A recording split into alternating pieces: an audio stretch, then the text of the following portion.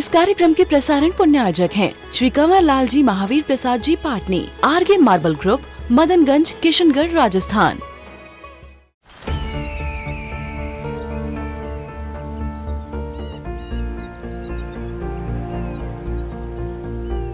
जो बनकर मेरा हमसफर आएगा, सिर्फ उसी को फर्क नजर आएगा। शुरू करो, डालो बुनियाद, घर महल नजर आएगा। वंडर लाइए, वंडर अपनाइए, फर्क नजर आएगा।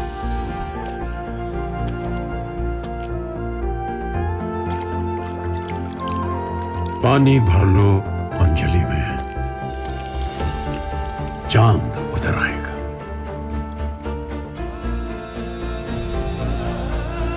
वंडर है ना, वंडर लाइए, फर्क नजर आएगा।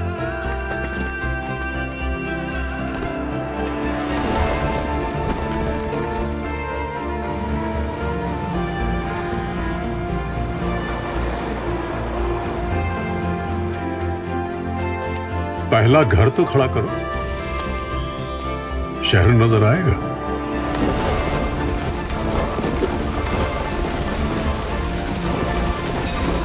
साल बरस और सदी नहीं, एक युग गुजर जाएगा। उम्र न पूछो वंडर की, जब फर्क नजर आएगा। वंडर सीमेंट, फर्क नजर आएगा। अपने परिणामों में साम्य भाव रखा।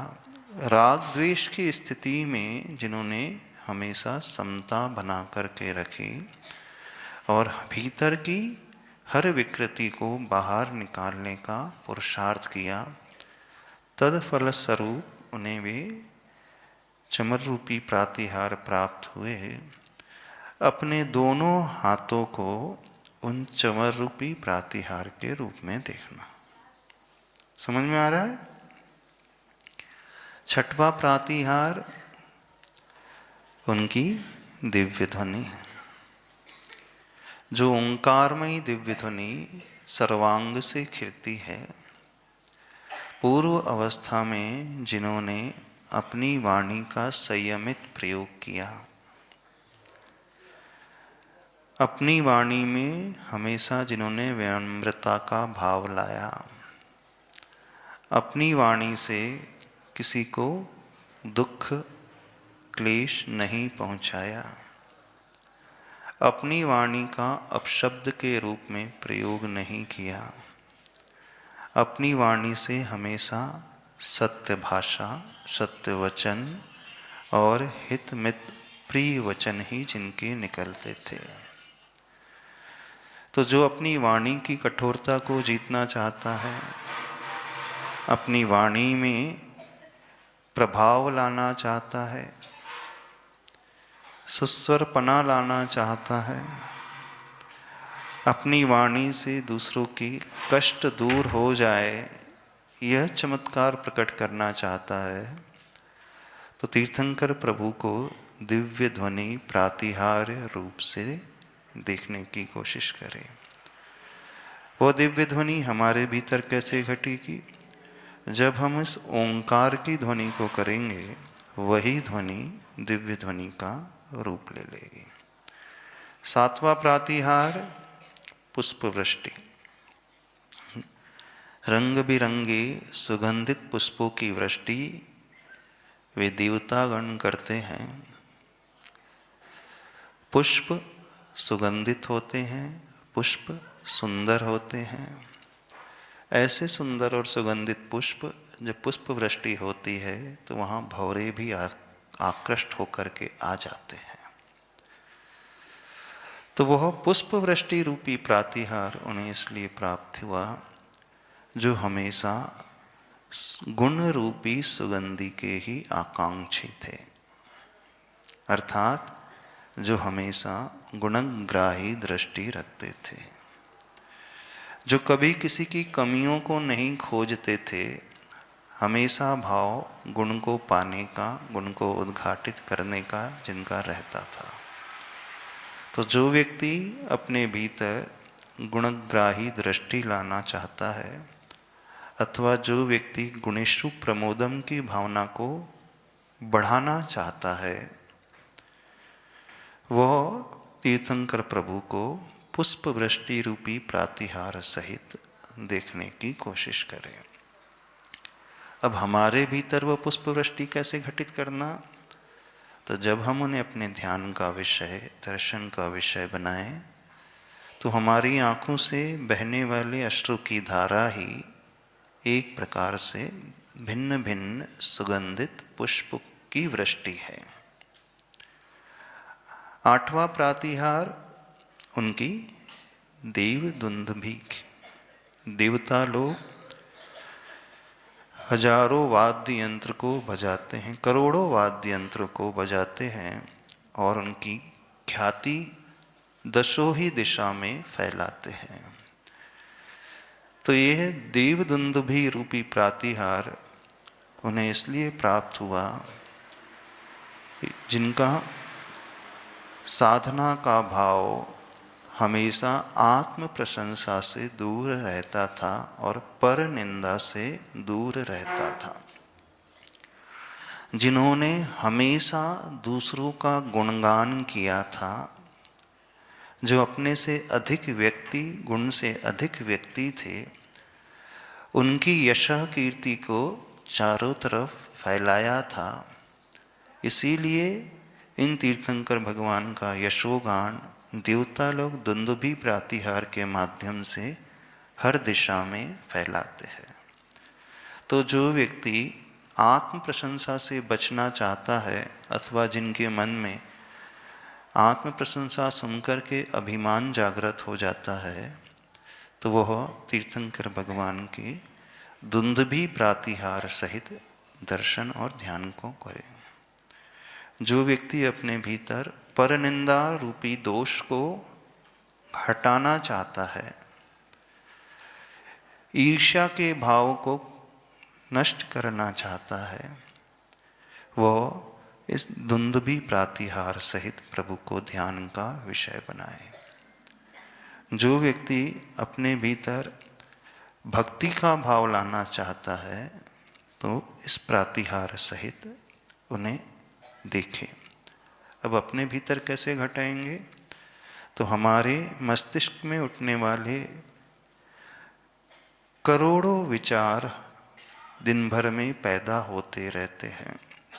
जो विचारों की तरंगे हैं, वो ही एक प्रकार से उस दुंदुभि को ख्यापित करने वाली है। तो समझ में आया 8 प्रातिहारों को अपने ध्यान का, सामायिक का विषय और अपने शरीर में घटाना। जब अपने शरीर में अष्ट प्रातिहार को घटाएं, तो इस स्वरूप से, इस रूप से अपने स्वरूप तक हमें पहुंचना है।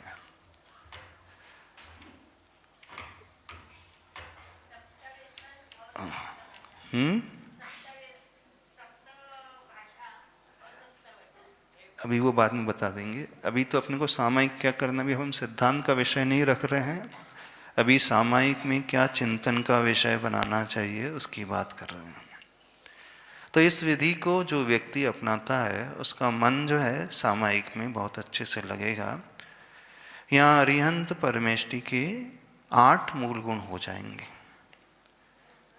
समझ में आ रहा है? अब ये जो 8 मूल गुण है हमें आंखों से दिख रहे हैं। अब इसके पश्चात 4 मूल गुण जो है हमें आंखों से नजर नहीं आते, जो आत्माश्रित गुण होते हैं।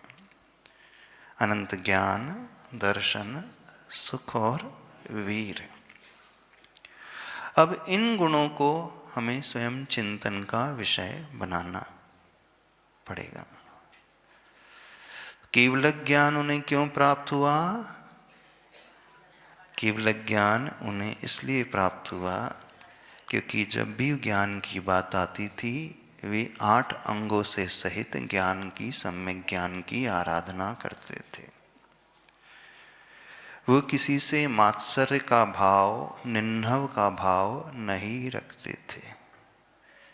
कोई प्रदोष का भाव, छिपाने का भाव, आसाधना और उपघात का भाव जिन्होंने पूर्व में नहीं रखा था। तो जो व्यक्ति अपने ज्ञानावर्णी कर्म के क्षेपशम को बढ़ाना चाहता है, ज्ञान को बढ़ाना चाहता है, तो उन तीर्थंकर भगवान को केवल ज्ञान गुण सहित चिंतन का विषय बनाया। अब ज्ञान आत्मा की एक प्रदेश में है, जहाँ जहाँ आत्मा का प्रदेश है, आत्मा का वो ज्ञान और दर्शन गुण उससे सहित है, तो प्रभु को सर्वांग रूप से अथवा उस आत्मद्रव्य रूप से, विशेष रूप से ज्ञान गुण सहित आत्मद्रव्य को अपने चिंतन का विषय बनाया। क्योंकि हमें द्रव्य गुण और पर्याय तीनों का आलम्बन लेना है। पर्याय में उनका शरीर अंगोपांग आ गया। आठ प्रातिहार जो है वो उनसे भिन्न अस्तित्व लिए हुए हैं, वो भी उपचार से पर्याय में आ सकते हैं। और जो गुण हैं वो अंतरंग हैं, आत्माश्रित हैं, और उनका द्रव्य आत्मद्रव्य है जो असंख्यात प्रदेशी है। तो उस असंख्यात प्रदेशी आत्मा में ज्ञान ही एक सबसे प्रमुख गुण माना जाता है, क्योंकि ज्ञान ही हमें हे उपाधि की पहचान दिलाता है। तो जो अपने भीतर उस विश्लेषण की बुद्धि को बढ़ाना चाहता है, हे उपाधि की पहचान अच्छे से करना चाहता है, तो उन तीर्थंकर भगवान को केवल ज्ञान गुण सहित ध्यान का विषय, सामायिक का विषय बनाए। दर्शन हमेशा निर्विकल्प होता है। दर्शनोपयोग जो है वो नज़र भी नहीं आता और वो बुद्धि का भी विषय नहीं बनता। ज्ञान से पूर्व की अवस्था दर्शन होता है हम छद्मस्त जीवों के लिए, लेकिन केवलियों के लिए दर्शन और ज्ञान युगपत एक साथ होते हैं।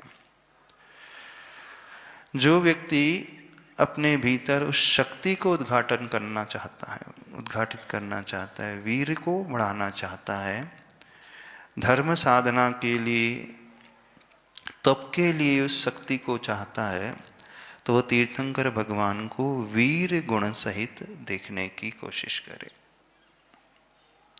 क्योंकि वीर्याचार गुण ही उनका प्रमुख रूप से पूर्व अवस्था में था। वीर्याचार का अर्थ है जहाँ हमेशा उत्साह बना रहता है हर साधना के लिए। कभी भीतर उदासी का भाव, बोरियत का भाव, मजबूरी का भाव जिन्हें नहीं आया, हमेशा अंदर का वो आनंद और उत्साह जिनका बरकरार रहता था, और जो कभी घबराहट का भाव जिनके मन में नहीं आया, ऐसे प्रभु ने उस वीर्याचार गुण से सहित होकर के साधना की, तभी वह अनंत वीर उन्हें प्रकट हुआ। और सबसे प्रमुख जो सबका लक्ष्य होता है, सुख को पाना है ना। और सुख क्या है? आकुलता का जहाँ अभाव हो जाता है। तो जो अपनी आकुलता को जीतना चाहता है, आकुल व्याकुल परिणाम जिस निमित्त से उत्पन्न हो रहे हैं, उन परिणामों में स्थिरता लाना चाहता है, वो तीर्थंकर भगवान को अनंत सुख सहित देखने और जानने की कोशिश करें। अभी हमें स्वयं चिंतन का विषय बनाना पड़ेगा। ठीक है, तो समझ में आया है? 8 प्रातिहार और 4 गुण का आलंबन लेकर के आपको सामायिक करना है। अब कर लोगे? क्या सोचोगे? अब थोड़ी देर सोचने की कोशिश करोगे, मन भटक जाएगा, इधर उधर जाएगा, तो फिर क्या करोगे? तो अपने इष्ट प्रभु को उनके 8 प्रातिहार सहित देखने की कोशिश करना है। भगवान को बाद में देखना, पहले 8 प्रातिहार को देखा करो। जब भी मंदिर जाओ तो सर्वप्रथम 8 प्रातिहार को देखना, क्योंकि उसे देख कर के हमारे मन में उनकी महिमा बढ़ती है, महिमा का ज्ञान विशेष बढ़ता है। हमें ये ज्ञात होता है कि इतने महिमाशाली थे। तो एक आसन में बैठ कर के पूरे अपने शरीर के अंगों में 8 प्रातिहार को विजुलाइज करना है। तो समझ में आ गया, हमारा आसन ही सिंहासन हो जाएगा, हमारी रीढ़ की हड्डी अशोक वृक्ष हो जाएगी, सिर का पिछला हिस्सा भामंडल हो जाएगा, जो हमारा स्कल है ये हमारा छत्रत्रय हो जाएगा, हमारी ध्वनि ही दिव्य ध्वनि हो जाएगी, आंसू ही पुष्पवृष्टि हो जाएगी, और विचारों की तरंगे ही धुंधुभी हो जाएगी, और चंवर जो है हमारे दोनों हाथ लटके हुए चंवर हो जाएंगे। और इन 8 प्रातिहार सहित तीर्थंकर भगवान समोसरण में रहते हैं। तो इस शरीर रूपी समोसरण के बीच बैठी हुई हमारी असंख्यात प्रदेशी आत्मा ही वह शुद्धात्मा हो जाएगी।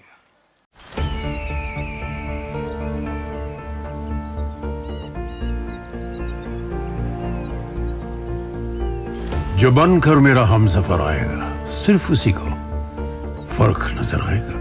शुरू करो, डालो बुनियाद, घर महल नजर आएगा। वंडर लाइए, वंडर अपनाइए, फर्क नजर आएगा।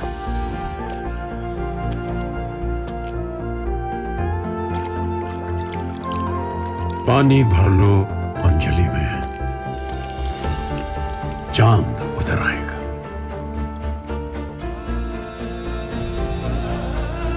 वंडर है ना, वंडर लाइए, फर्क नजर आएगा।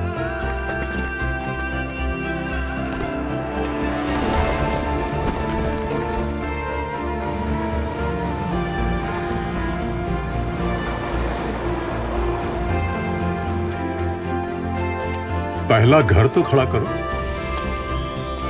शहर नजर आएगा।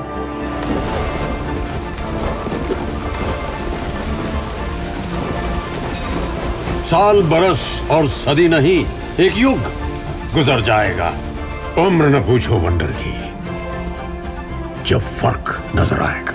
वंडर सीमेंट, फर्क नजर आएगा। इस कार्यक्रम के प्रसारण पुण्यार्जक हैं श्री कंवर लाल जी महावीर प्रसाद जी पाटनी, आरगे मार्बल ग्रुप, मदनगंज, किशनगढ़, राजस्थान।